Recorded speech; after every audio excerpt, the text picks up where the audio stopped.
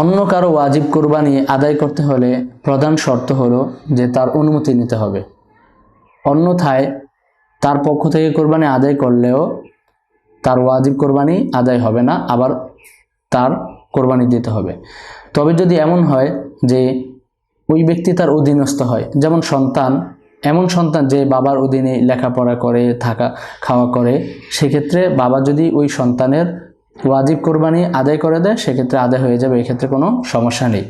আবার যদি এমন হয় যেই স্ত্রী স্বামীর অধীনে থাকে এবং স্বামীর কাছেই থাকে, স্বামী যদি তার স্ত্রীর অনুমতি ছাড়াই ওয়াজিব কোরবানি আদায় করে দেয় সেক্ষেত্রে আদায় হয়ে যাবে। তবে অবশ্যই মনে রাখতে হবে, যদি এমন হয় যে সে তার অধীনস্থ না, সে তার ছেলে, কিন্তু ছেলে থাকে আরেক দেশে অথবা অনেক দূরে থাকে এবং কোনোভাবেই তাদের তেমন আসা যাওয়া নেই, সেক্ষেত্রে সে পূর্ণ অধীনস্থ বলে গণ্য হবে না এবং তার ওয়াজিব কোরবানি আদায় করতে হলে শর্ত হলো তার অনুমতি নিয়ে আদায় করতে হবে।